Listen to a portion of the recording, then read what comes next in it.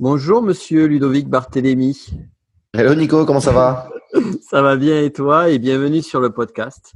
Eh ben merci de ton invitation. Avec grand plaisir. Alors j'ai souhaité t'interviewer parce que tu as un parcours qui, pour moi, quand on en a discuté, on a fait le nouvel an ensemble notamment, et, et j'ai trouvé que c'était super inspirant. C'était vraiment super inspirant ton parcours, par là où tu es passé, et surtout toute l'expérience et l'expertise que tu as dans le milieu du business de la connaissance. Ça fait combien de temps que tu bosses dans ce milieu-là?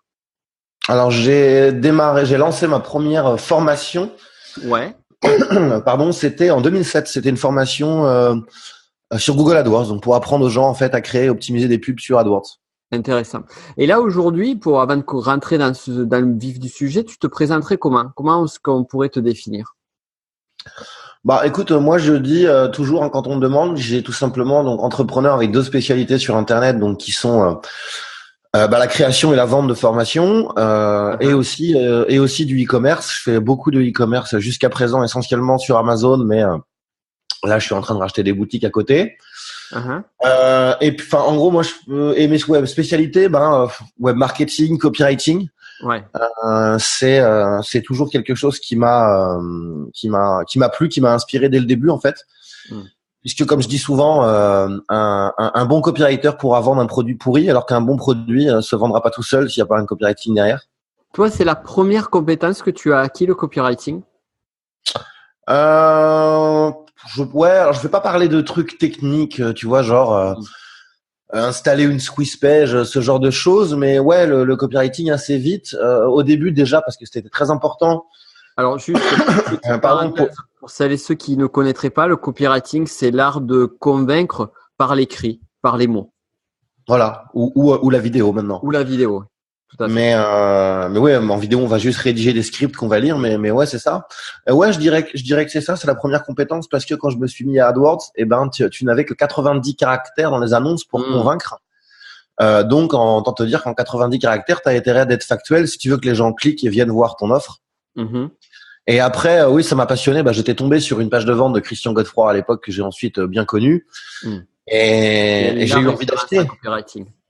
Ouais, j'ai eu envie d'acheter direct et je me suis dit c'est quand même impressionnant les émotions qu'il arrive à faire passer dans ma tête juste avec une page et du coup ouais après je continue tu vois à me former à me perfectionner. Je pense que ce truc là en fait tu te formes toute ta vie en fait. Ouais. Oui, oui, complètement, complètement. Et on apprend toujours, c'est ça qui est vraiment passionnant avec ce métier. C'est intéressant, tu vois, déjà, je trouve que, donc toi, tu as une belle réussite dans le milieu de l'infoprenariat, dans le milieu du business de la connaissance. Et ce qui est super intéressant, c'est que je rapproche, on va dire, ta compétence initiale, c'est pour ça que j'ai pensé à parler de ça en priorité, avec celle d'un marketeur américain, peut-être certains ou certaines connaissent, qui s'appelle Dan Lok, qui a commencé exactement de la même façon, avec l'art d'écrire pour vendre. Et je trouve ça intéressant. Et du coup, c'est quoi, selon toi, en termes de compétences clés à acquérir, quelles seraient les compétences clés, selon ta perspective à toi? Celle-là, le copywriting, pour moi, elle est fondamentale parce que déjà, tu en as besoin pour tout. Que ce soit pour tes pages de vente. Alors là, on parle d'infoprenariat, mais c'est exactement la même chose quand une page de présentation de produits e-commerce. Mm-hmm. Donc, pour toute ta vente, quoi, je veux dire, toutes les étapes, t'en as besoin. Que tu fasses des pubs sur Facebook ou des pubs sur AdWords, il faut savoir copywriter pour te mettre dans la tête en fait de ton client idéal et lui donner envie de cliquer ensuite sur ta page de vente. Ensuite, s'il n'a pas acheté, bien entendu, dans tes relances par email. Donc, pour moi, ça c'est vraiment la clé. Et surtout, c'est intemporel. Je veux dire, le copywriting, les vieux de la vieille le faisaient dans les années 60 pour vendre leurs audios par la poste. Et je pense que, tu vois, dans 100 ans, peu importe le format, tu feras encore du copywriting, même si c'est plus sur Internet. Donc, c'est ça qui est pas mal, c'est que c'est intemporel. Et derrière, outre le copywriting, c'est, je dirais, tout simplement, ouais, en fait, non, ça reste j'allais dire, en fait, si tu veux, de la pub Facebook ou autre, mais j'aime pas trop parler de ça parce que si tu veux, c'est tellement aléatoire, ça change tous les 4 matins et on en parle aujourd'hui et ça se trouve, dans 3 ans, limite, on sait pas, Facebook, ça n'existe plus, mais si j'en reviens aux pubs, non, en fait, c'est encore du copywriting parce que surtout sur Facebook aujourd'hui, tu tu n'as plus le droit, pour la faire simple, tu n'as plus le droit de faire de promesses et tu n'as plus le droit non plus de jouer sur la douleur ou d'être négatif. Donc, ça devient très, très compliqué de payer tes pubs à un prix, on va dire, abordable. Ouais. Et donc, encore une fois, oui, il faut être très subtil en copywriting avec le choix des mots pour réussir à toucher ton prospect idéal, à le faire venir sur ton site, sachant qu'encore une fois, il y a plein de mots qu'on n'a plus le droit d'utiliser, il y a des secteurs qui sont totalement bannis. Et en fait, tout le marketing sur Facebook ne marche plus puisque tu n'as plus le droit ni de faire de promesses, ni de jouer sur la douleur. Donc, autant dire que c'est compliqué. D'accord. Donc du coup, comment tu fais toi parce que ça fait un moment que tu es sur le web, tu as fait du AdWords, tu as fait donc la régie publicitaire Google. Là, tu nous parles de la régie publicitaire Facebook. J'imagine que tu as testé d'autres choses autour. Comment tu as fait pour justement gérer les différentes évolutions du marché, les différentes évolutions de plateformes? Et ce qui est intéressant d'ailleurs, c'est que tu parles de cette notion intemporelle. Est-ce qu'il y a des choses que tu peux nous dire autour de ça?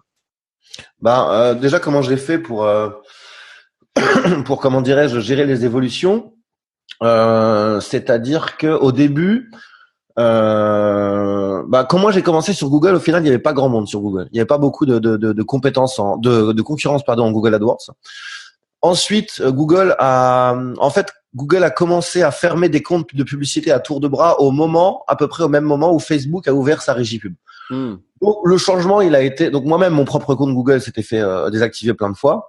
Donc, le changement, il a été assez logique parce que, assez simple, puisque, OK, Google veut plus de moi. À l'époque, c'était un peu la fête du slip, justement, sur Facebook, puisque, comme ils démarraient, ils acceptaient tout le monde. C'était vraiment la fête, hein. On pouvait mettre des photos avec des coffres-forts, des lingots d'or, les promesses de gains de malades, genre, deviens millionnaire ce soir avant minuit. Et donc cette transition elle s'est fait assez logiquement et là on voit que c'est cyclique et que c'est en train de se réinverser, les rôles se sont en train de se réinverser un peu puisque Facebook est en train de fermer des comptes de publicité de tout le monde à tour de bras et justement moi je me suis remis il y a quelques mois sur AdWords parce que maintenant AdWords c'est l'inverse, c'est-à-dire que tu peux absolument tout faire, que tu vendes une méthode sur le régime, sur du rachat de crédit, sur le sommeil, ça c'est pareil, tu vois. Moi, j'ai une méthode que j'ai voulu promouvoir sur le sommeil. Je peux mettre absolument tout ce que je veux sur Google AdWords, ça passe sans problème. Facebook, c'est impossible de faire passer une méthode sur le sommeil. Oui, tout ce qui est santé, ça devient de plus en plus compliqué sur Facebook, sur la pub Facebook. Ça devient, mais tous les domaines en fait, c'est le souci, c'est qu'en fait ils veulent. Alors déjà, ils font la chasse aux dropshippers. Donc pour tous ceux qui faisaient du dropshipping, d'ailleurs, je pense que tu as remarqué qu'on voit beaucoup moins de pubs dropshipping passer ces derniers temps. C'est vrai. Et voilà. Et donc en fait, si tu veux, la santé, effectivement, c'est un gros souci. Mais en fait, on leur vient au même. Ils ne veulent plus que tu fasses de promesses ou que tu joues sur la négation. Donc en fait, c'est quasiment tous les secteurs qui en sont victimes. Ouais, qui en souffrent. Aujourd'hui, tu auras beaucoup de mal à faire passer une méthode sur, par exemple, comment traiter le mal de dos. Alors, il y a des trucs qui vont venir, qui marcheront parce que c'est basique. Ça va être tous les trucs, par exemple, sur le jardinage, le potager. Pourquoi tu l'attribues, toi, ce désir d'être plus strict? Alors, en fait, moi, c'est simple. Je pense qu'il faut pas chercher midi à 14h. C'est-à-dire qu'aujourd'hui, il y a trop d'annonceurs, il n'y a plus assez d'espace publicitaire. Donc du coup, Facebook, il fait ce qu'il veut, il dégage qui il veut, et voilà quoi. Et ce n'est que le début, puisque il y a plus assez d'espace pub et il y aura toujours plus d'annonceurs. D'accord. Et s'ils augmentaient, ne serait-ce que les budgets publicitaires, les coûts d'engagement, est-ce que ça aurait pas pu résoudre le problème? Ils sont déjà dans beaucoup de secteurs assez hauts. Moi, on est d'accord. J'ai fait une campagne. Après, c'est toujours pareil. J'ai fait une campagne pour un client coach sportif. On était à simplement 3 centimes du clic. Waouh. Et avec 50% des gens derrière qui laissent leur email. Donc, autant te dire que ça te fait vraiment pas cher le lead. Ah oui, non, c'est hallucinant même. Ouais. Par contre, moi, j'ai fait une campagne pour ma formation sur les revenus passifs justement l'année dernière. Alors, je me suis fait sauter dans la journée. Dans la journée, ils ont fermé mon compte parce que promesse de gain, etc. Mais du coup, j'ai réussi à faire passer des publicités via des contacts à moi qui ont accepté de les faire. Et on était monté. En fait, le problème, c'est que dès que tu ouvres les vannes, c'est trop cher. C'est-à-dire que là, au début, j'étais à peu près à 1,50 €, 1,80 € du lead. Oui. Je me suis dit, OK, mais moi, je fais un lancement, je veux un bloc de lead. Donc, OK, je mets 2 000 € par jour s'il faut. Et donc, je suis passé de 100 à 1 000 € par jour. Alors là, c'est du grand n'importe quoi. On est passé à 10, 12 € le lead. Ouais. Et ça, on ne le comprend pas. On ne sait pas pourquoi. On en parlait avec Antoine tout à l'heure, Oui, Pétavin. j'ai la même difficulté aussi. Dès qu'on essaye de monter, on pourrait dire l'effet levier, eh bien, tu fais un retour sur investissement de 1,5, 2 ou 3, peu importe. Tu te dis, ben, si tu mets 1 000 € sur la table, tu récupères, on va prendre un chiffre bas, tu récupères 1 500. Si tu mets, en l'occurrence, 2 000 ou 3 000 € sur la table, théoriquement, si tu mets 2 000 €, tu devrais récupérer 3 000. Or, le truc, Alors que non. plus on met du volume et plus ça s'effondre. Ouais. Je pense que leur algo, en tout cas dans nos secteurs, leur algo n'arrive pas à gérer. Je pense que c'est un problème d'audience parce qu'en vérité, ça déqualifie l'audience, quoi, au final. Ouais, c'est ça. Mais c'est surtout que nous, dans nos secteurs, là, je parle des secteurs, on va dire mec monnaie. Je pense qu'ils ont beaucoup de mal à savoir l'algo ce que c'est vraiment qu'une audience similaire. Tu vois, c'est ça le truc. Et c'est pour ça qu'en fait qu'on paye si cher. Parce que je te dis, moi, j'ai des clients. J'ai un client coach sportif, lui, il n'y a pas de souci, quoi. S'il veut mettre 10 000 € par jour, ça passe, les audiences, elles restent bonnes. C'est pas le fait de travailler sur un marché niché ou sur un marché plutôt ce qu'on appelle grand public ou mass market, est-ce que c'est pas une question de ça aussi? Moi, je pense que c'est le côté. Alors, en tout cas, moi, je vends plutôt du mass market. Ouais. Je pense que mon souci vient de là. Et encore une fois, j'ai envie de te dire, on ne sait pas vraiment parce qu'Antoine, il a des produits très ciblés B2B pour les coachs, etc. Et au final, il a exactement le même problème. D'accord. Ouais, donc on sait pas, mais en tout cas moi ce que j'ai remarqué là, c'est que de plus en plus de gens reviennent à AdWords, tout simplement parce que voilà, Facebook ne veut plus d'eux, ils sont totalement bannis. Alors après tu peux toujours filouter, tu vois, tu peux créer un compte avec, je sais pas moi, le compte de ton père ou de ta mère, et puis tu vas prendre une carte virtuelle chez Revolut. Le problème, c'est que t'as pas le droit à l'erreur, quoi. C'est-à-dire que comme tu fais ça, mais que t'es connecté, par exemple, au compte. Moi, je dis, je sais pas. Mettons que je l'aurais fait avec le compte de ma mère. Je suis connecté au compte de ma mère.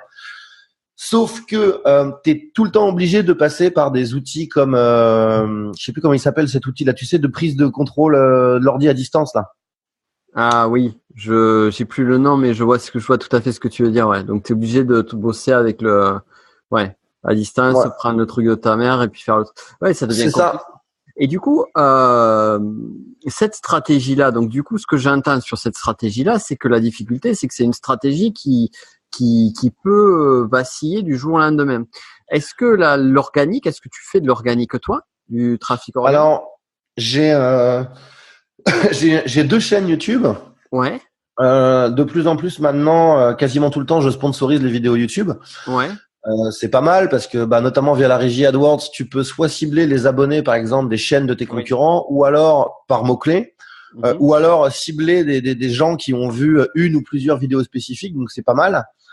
Maintenant, il y a vraiment une approche, une structure de vidéo exacte à avoir pour YouTube. Alors, ce qu'il faut savoir sur YouTube déjà, moi, la stratégie que je conseille, c'est de payer un peu au début pour avoir un maximum en fait de trafic ciblé. Et ensuite, si tu veux, à partir du moment où la majorité des gens vont voir ta vidéo jusqu'à au moins 70%, là, en fait, ce qui va se passer, c'est que YouTube va te mettre en avant gratuitement.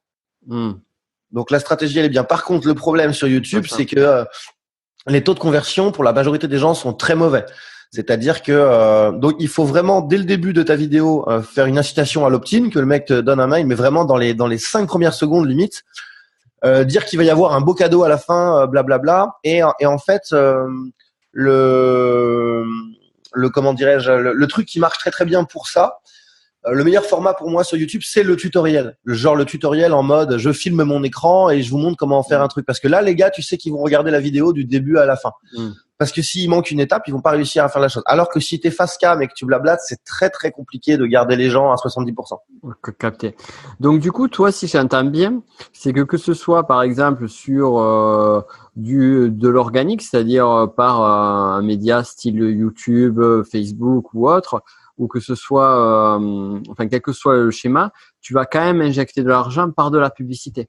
Sur ce que tu fais. Le but étant d'avoir, si tu veux, des données assez rapides. D'accord. Que Google, là en l'occurrence YouTube, sache qui est ton audience, qu'ils ont quand même aussi pas mal d'infos, moins que Facebook, mais pas mal d'infos hein, sur les gens, et que lui ensuite justement avec ces informations-là puisse aller délivrer ta vidéo aux personnes les plus susceptibles d'être dans ta cible. D'accord. Donc, Tu as toujours fait comme ça?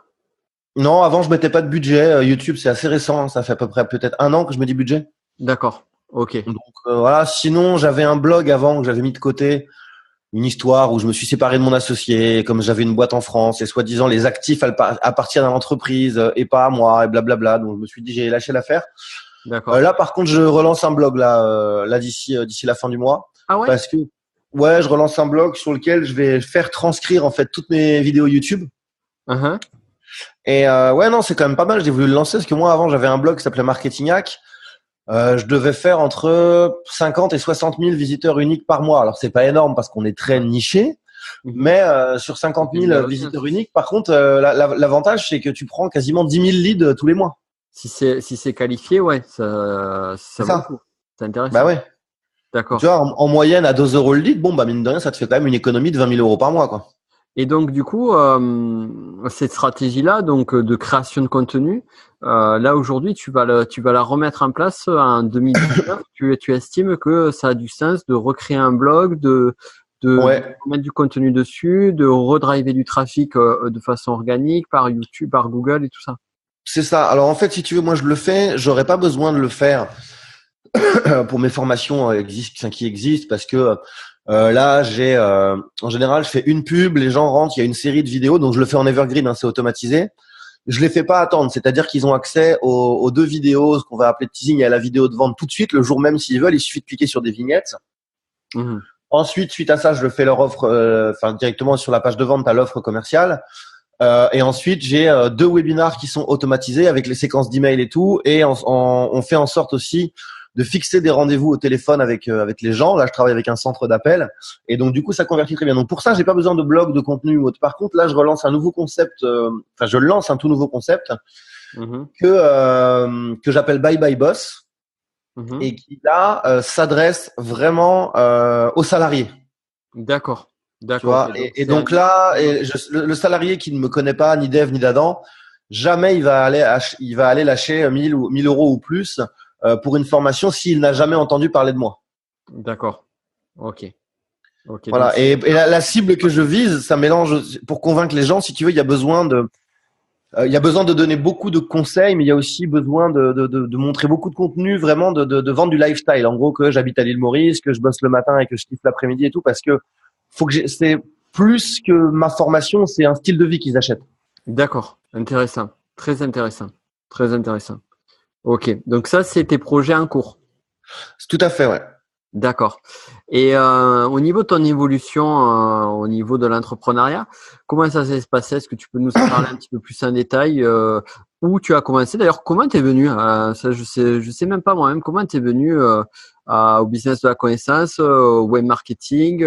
C'est quoi? Ça a été quoi le déclencheur initial? Alors, au départ, en fait, j'avais découvert le web marketing lors d'un stage en Australie. Où à l'époque, autant te dire que ça remonte, c'était Yahoo hein, qui était le leader incontesté. Ouais. Et donc en fait, comme j'avais un stage à faire, on m'a fait découvrir ça. C'était vraiment les prémices, mais ça me plaisait pas trop. Et ensuite, en rentrant en France, je tombe sur une pub en fait dans un magazine qui disait, en gros, montez votre petite société enfin prestataire en gros où on vendait des sites internet si tu veux aux entreprises. Donc j'y connaissais rien, je me forme, je fais une semaine de formation. Bon, un bid monumental, j'ai réussi à vendre qu'un site internet en 6 mois. Je passais toutes mes journées au téléphone avec les pages jaunes sous les yeux pour essayer de prendre des rendez-vous et ça ne marchait pas. C'était trop tôt, je pense, parce que ça c'était en 2003 et en tout cas dans ma ville à l'époque à São Paulo, les gens, t'allais voir les commerçants site internet, tu leur parlais d'internet. T'avais eu la bulle juste avant, donc ils disaient ah, non, internet c'est du bullshit, ça marchera jamais, tu vois. Ouais. Complètement. Donc ça n'a pas marché, donc bon ça c'était pas grave parce que j'étais chez mes parents, donc c'était plus une expérience qu'autre chose et donc voilà je manquais pas d'argent, enfin disons que mes parents voilà payaient le loyer, la bouffe et tout. Mais du coup donc je me dis mince ça marche pas parce que mais en fait c'est quoi mes méthodes pourries que j'utilise là à l'ancienne, on est sur internet, je vends des prestations de site internet. Et en fait, moi, mon seul moyen de trouver des clients, c'est d'être toute la journée au téléphone avec les pages jaunes ou alors d'aller distribuer des cartes de visite ou des flyers. Ouais. Et donc là, j'ai commencé à chercher des mots, genre comment faire connaître son entreprise sur Internet, comment gagner de l'argent sur Internet et tous ces trucs-là. Et voilà, de fil en aiguille, je suis tombé sur des formations, ça m'a plu. Donc ensuite, je suis assez rapidement donc devenu consultant donc sur Google AdWords. Donc je conseillais les entreprises pour créer des publicités rentables sur Google. Là, je rencontre à l'époque Christian Godefroy, qui donc me confie la gestion de ses campagnes AdWords. Et très content des résultats, il me dit tu devrais en faire une formation vidéo, arrête de vendre ton temps, enfin continue à gérer mes campagnes quand même, mais faisant une formation et moi on en échange d'une commission, je vais te soutenir, etc. Donc là je découvre un peu tout ce petit milieu des lancements de produits, de l'affiliation, etc. Donc cette formation marche bien. Alors on n'est pas du tout sur les chiffres aujourd'hui, on parle pas en millions. C'est une formation où j'ai dû faire peut-être 150 000 euros avec en une semaine, ce qui était juste vraiment énorme pour moi à l'époque. Donc suite à ça, je fais une formation sur le référencement naturel, le référencement Google, toujours avec le soutien de Christian qui marche très bien aussi. Puis en 2012, je lisais beaucoup de blogs, notamment French Web et tout, et je disais mais en fait infopreneur, ça fait un peu cheap, on nous prend pour des vendeurs de tapis, blablabla. Et je rêvais de monter la start-up. Je sais que ça me faisait rêver les levées de fonds à hauteur de 10 millions, blablabla, ou les mecs qui revendent leur boîte des centaines de millions ou des milliards. Bref, je vais à Paris, j'injecte toutes mes économies dans une start-up de livraison à domicile. En gros, c'est où tu pouvais commander tout ce que tu voulais et on te livrait en 1 heure maximum avec un réseau, tu vois, d'une centaine de livreurs indépendants. Bah, ni plus ni moins ce que fait Deliveroo aujourd'hui ou des choses comme ça. Et là, bide monumental, ça ne marche pas, donc je perds une grande partie de mes économies. Donc retour à la case départ. Donc là, je dis ok, on arrête les conneries. Je vais faire ce que je sais faire et qui m'a toujours apporté de l'argent. C'est-à-dire, je me remets à fond en formation vidéo. Et là, pendant 1 an, j'ai sorti une nouvelle formation par semaine. Ah oui, en effet. C'est des formations qui faisaient à peu près 1h30, 2 heures, donc c'était pas non plus super long. Et du coup, j'en avais monté un abonnement à 97 euros par mois. Et là, assez vite, j'ai eu 500 abonnés, donc ça me faisait à peu près 50 000 par mois de chiffre d'affaires. Parallèlement, je me suis mis dans le e-commerce. Et donc depuis, comment ces 500 000 abonnés, si on s'arrête juste un petit peu sur cette période-là? Les pardons? Ces 500 clients, tu les as, c'est ça, non? Ça venait essentiellement de mon blog, des gens qui me suivaient sur Marketinghack à l'époque et de la liste d'emails que j'avais. D'accord. Pour le coup, je n'ai pas mis 1 euro en pub. D'accord, intéressant. Et voilà. après dropshipping, du coup. Ensuite, alors moi, j'ai fait du dropshipping, mais sur Amazon, pas dropshipping avec des boutiques Shopify, etc. Ensuite, je me suis mis une ligne ce qu'est le dropshipping parce que tout le monde ne sait pas. Sur Amazon, si tu veux, c'était très simple, c'est-à-dire que plutôt que d'acheter du stock et de risquer que ça marche pas, j'identifiais des produits, je créais des fiches produits sur Amazon, et quand il y a un client qui me payait sur Amazon, mettons 25 euros, moi j'allais ensuite, je donnais tout simplement les informations du client à mon fournisseur. Je payais mon fournisseur, mettons 5 euros, et c'est mon fournisseur qui envoyait les colis au client. Et toi, tu prenais la marge. Okay. Voilà, et donc ça, c'est un très bon moyen pour tester des produits, tester un marché. Et par contre, ensuite, dès que je vois que ça marche, là, j'achète du stock. Et en fait, donc là, on appelle du Amazon FBA. Donc ce stock de produits, mon fournisseur l'envoie directement dans les entrepôts d'Amazon. Et quand il y a une commande, c'est un salarié d'Amazon qui envoie le colis au client. D'accord, ok, intéressant. Ça, tu le fais encore aujourd'hui? Ça, je le fais encore. Et là, justement, je suis en train de racheter. Je cherche à racheter des boutiques. Là, je suis en négociation d'ailleurs avec un gars. Que je vais avoir tout à l'heure, parce que en fait, encore une fois, c'est du gain de temps quand tu rachètes une boutique. Tu rachètes déjà l'ancienneté, tu rachètes la marque qui a été déposée, et tu rachètes surtout la confiance du fournisseur, toute la logistique et ainsi de suite. Intéressant. D'accord, ok. Donc du coup, pas mal de projets. Là aujourd'hui, tu arrives à, c'est quoi la part de chacun des projets sur lesquels tu travailles? On va dire la partie formation en ligne, la partie dropshipping. Alors pour l'instant, les formations, c'est encore quand même, on va dire 70% de mes revenus, mais je mets en place pas mal de nouvelles choses cette année. Je pense que ça restera une grosse partie de mes revenus, mais je veux vraiment développer la brique e-commerce, ouais. D'accord, ok. D'accord. Voilà. Et c'est une grosse partie de mes revenus et aussi, bien évidemment, tu le sais, de loin la plus rentable. Ouais, tout à fait. Et si tu devais donner un conseil justement à des personnes qui sont en train de débuter ou des personnes qui sont là depuis un petit moment et qui galèrent sur leur activité, au regard de tout ce que tu as eu, parce que tu as vu beaucoup de personnes, tu as vu beaucoup d'entrepreneurs du web et à tout niveau. Et qu'est-ce que tu donnerais comme conseil qui pourrait aider ces personnes-là? Moi, ce que je conseille aux gens, c'est de mettre en place des différentes sources de revenus passifs, puisque si je l'avais fait en 2012, voilà, j'aurais pas, même si j'avais perdu mes économies, j'aurais toujours eu des sources de revenus qui auraient été là tous les mois. La difficulté sur les sources de revenus passifs, c'est quand justement on galère à joindre les deux bouts, on va dire. Comment est-ce qu'une personne comme ça peut arriver à faire ça? Alors, tu as des choses qui peuvent aller vite. Je donne des exemples, là, quelques exemples de revenus passifs. Ça va être par exemple de monter un groupe Facebook de deals, de bons plans, tu vois, où tous les jours ça va te prendre une demi-heure maximum. Tous les jours, tu vas partager en fait des bons plans, un peu comme ferait Groupon et tout. Et si les gens passent par ton lien d'affilié, tu encaisses. Et les gens, ils aiment bien, ils sont toujours à la recherche comme ça de bons plans et tout. Donc ça peut aller vite. En autre exemple qui peut aller vite, c'est de. Alors, t'as plusieurs exemples. Mais là, je vais parler d'un logiciel. C'est tu vas prendre en main un logiciel, tu vas en faire une petite formation de 1 heure ou 2 heures. Et tu vas dire aux gens, voilà, si vous passez par mon lien d'affilié pour acheter le logiciel, normalement cette formation elle est payante, mais moi je vous l'offre gratuitement. Moi j'ai fait ça pour ClickFunnels notamment, d'ailleurs j'en ai fait une vidéo l'autre jour. Je regardais, ça me rapporte à peu près 7000 et quelques dollars par an. D'accord, intéressant. Quoi, 500, allez en euros, on va dire 500 euros par mois, tu vois, juste ça. Alors moi justement c'est vraiment une question, on va dire, de stratégie, parce que ce que j'entends là, j'avais pensé il y a quelques, au début d'ailleurs de mon projet entrepreneurial, la partie plus affiliation. J'ai plus tendance à le voir comme un projet à part entière. Et à un moment donné, je me suis dit finalement j'ai ce projet à part entière pour moi, mais j'ai aussi, tu vois, sur l'affiliation et un projet de vendre mes propres produits. Donc, est-ce que vaudrait pas mieux aller faire du genre all-in, genre je fais tout sur ça, plutôt que de faire à côté et maintenir? Est-ce que le fait de gérer, par exemple, admettons, je veux, si je pars d'à zéro, on va dire, voilà, je suis en train de créer mes produits de formation en ligne, et à côté de ça, je me dis, tiens, je vais créer du revenu passif sur justement des liens d'affiliation ou autre. Est-ce que ça vaudrait pas mieux plus le coup de carrément se concentrer à 100% sur la création de formation ou à 100% sur l'affiliation?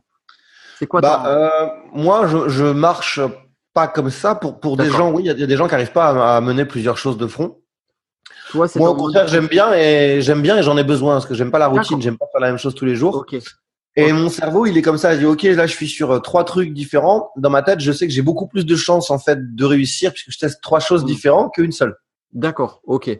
Donc mais ça, chacun, un mode de fonctionnement. Chacun est différent. Moi, j'ai mon pote Vincent Lévy qui est en Suisse. Il arrive à gérer 10 projets en même temps, alors qu'il y a des gens que pour eux, c'est impossible. Parce que tu vois, moi, à contrario, effectivement, comme toi, j'ai besoin de beaucoup de nouveautés. Donc, j'aime bien avoir plusieurs. C'est pas que j'aime bien, c'est que par défaut, dès le départ, j'ai eu plusieurs projets en parallèle. Sauf que ce que je me suis rendu compte avec le temps, c'est que le full focus sur un seul projet pendant un instant T donné, eh bien, c'est le plus lucratif pour moi. Exemple, 2017, je me suis concentré que sur une formation que j'avais créée sur l'énéagramme, les profils de personnalité. J'ai fait que ça, et c'est là que ça a vraiment fait un avant-après sur mon chiffre d'affaires. D'accord. Et ça a été un déclic pour moi. Avant ça, je gérais plusieurs trucs en même temps. Et j'avais même lâché, tu vois, par exemple, je faisais de la formation présentielle sur la PNL, j'avais lâché ça pour faire tout le focus sur un seul et unique truc. Non, mais c'est vrai que je sais qu'il y a des gens qui ont vraiment besoin de ça. Moi, je pense qu'il faut le faire en fonction tout simplement de tes affinités. Et du temps que tu as aussi, bien entendu. Parce qu'en termes d'affinité, tu vois, je ferai comme toi. En termes d'affinité, moi, j'aimerais bien avoir plusieurs projets en parallèle. Et dès qu'il y a quelqu'un qui me parle d'un projet qui me titille un peu, de suite, j'ai envie de m'y mettre. J'ai l'excitation. Et il y a ma partie, on va dire, un petit peu plus rationnelle qui dit non, Nico, arrête. T'as déjà fait ça quelques années auparavant. Tu t'es cassé la gueule. Donc, arrête les conneries. Et donc, en fait, si tu veux, moi, je veux. Mais je sais que moi, par rapport à mon propre mode de fonctionnement, c'est pas ce qui marche le mieux. Ok, je te dis, faut voir. Après, quand je te parle de revenus passifs, tu peux aussi. Quand je dis passif, attention, hein, c'est pas. Il y a des trucs où tu vas faire le travail une fois en quelques jours ou en quelques semaines, et ensuite ça va tomber tous les mois sans rien faire. Oui, par exemple, l'exemple de la formation que j'ai fait sur ClickFunnels, c'est 100% ça. J'ai fait le truc une fois, j'ai mis quelques vidéos sur YouTube, j'avais rédigé un article sur mon blog, j'ai envoyé quelques emails à mes prospects. Ils sont passés par mon lien d'affilié. Bon, bah, tant qu'ils restent abonnés, je touche. Et je n'ai strictement rien fait d'autre, si tu veux, depuis. Donc là, c'est entièrement passif. Tu fais une fois, tu touches tout le temps. Après, tu as des trucs passifs. Tu vas quand même devoir t'y mettre, passer un petit peu de temps par semaine, mais pas beaucoup. Je te donne un exemple. Voilà, comment gagner ta vie avec une liste email. Bon, bah, si tu veux faire les lancements de produits des autres, bon, bah, ta liste d'email, ok, elle est là, tu l'as. Alors oui, ça va peut-être te prendre 10 minutes de prendre l'email qui est fourni par le partenaire pour faire copier-coller et l'envoyer à ta liste. Mais tu vois, ensuite, tu vas toucher des commissions tous les mois. Ouais. Donc oui, tu as eu 10 minutes de boulot. Tu vois. Mais voilà, donc c'est pas effectivement 100% passif, tu ne fais plus rien. Ouais. Après, je te dis, pour revenir à ce que tu disais, moi, je conseillerais aux gens de faire… ils se connaissent, quoi. Est-ce qu'ils pensent qu'ils sont capables de gérer 4-5 choses en même temps, ou est-ce qu'une seule, c'est déjà compliqué? D'accord, ok. Intéressant. Très, très intéressant. Cool. Merci en tout cas du conseil. Je vais te poser une dernière question. Et une question que j'adore poser. Parce que tu le sais comme moi, sur Internet, on voit beaucoup, on va dire, la démonstration de réussite de projets et autres. Mais on parle pas ou très peu des échecs. Et moi, ce qui m'intéresse, je trouve que les plus grandes sources d'enrichissement, ce sont les échecs. Donc, est-ce que tu pourrais nous partager l'un de tes pires échecs et surtout ce qu'il t'a apporté?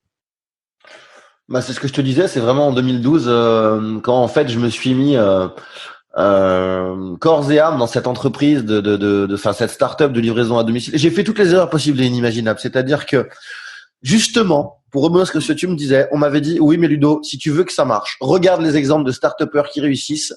Les mecs, ils bossent 14 heures par jour, 7 jours sur 7. Ils ne font que ça. Ils sont 100% focus. Donc, si tu veux que ça marche, faut que tu sois 100% focus. Conclusion, j'arrête tout ce que je fais pendant un an. Je fais plus de formation.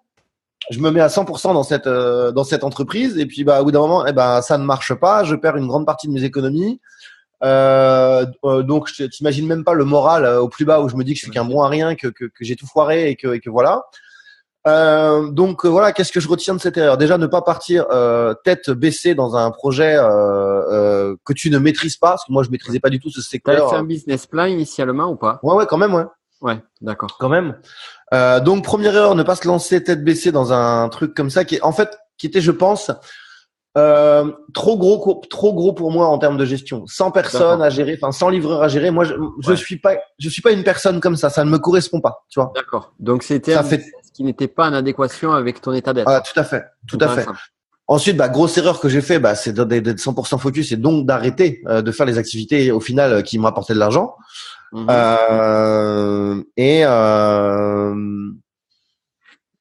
final, c'est ça. Ce sont essentiellement les deux choses là. Donc moi, je te dis, c'est tout simplement d'avoir arrêté des revenus, de mettre en place des activités qui me faisaient vivre en fait. D'accord, intéressant, très intéressant. Et est-ce que une question qui me vient en tête, est-ce que justement t'es pas allé sur un secteur qui n'est pas sur tes points de kiff et de force? Est-ce qu'il n'y a pas eu ça aussi un petit peu? Ah oui, tout à fait. T'es très bon, on le sent, t'es très bon et très très expert dès que tu nous parles de publicité Facebook, de copywriting, dans la partie de délivration de formation en ligne. Est-ce qu'il n'y a pas quelque chose comme ça qui fait que c'était peut-être pas le truc sur lequel Ah oui, c'est sûr, c'est certain. J'avais rien à faire là-dedans. C'était pas du tout mon secteur. C'était beaucoup trop gourmand en temps, avec des très petites marges, et il fallait beaucoup trop de gens. Et ouais, non, mais je me suis planté à tout niveau là. Mais c'est bien, au moins comme ça, tu sais ce qui n'est pas bon pour toi et ce qui est bon pour toi. C'est ça. C'est ça qui est bon. En tout cas, je te remercie pour avoir pris du temps pour cette interview. C'était super intéressant. Ça a fait plaisir. Et où est-ce qu'on peut te retrouver? Écoute, j'ai mon site principal qui est donc c'est Ludovi, il n'y a pas de C, ludovi.cc. D'accord. Donc ludovi.cc. Il y en a deux. Voilà, c'est ça. Et sinon, je te dis, j'ai différentes formations, dont celle sur les revenus passifs qui est aujourd'hui en gros mon best-seller. Tout à fait. Et donc tout ça dans la description, de toute façon, du podcast. Voilà. Impeccable. Cool. Et tu allais dire? Et Instagram, tu es un peu sur Instagram. Est-ce que tu vas y rester?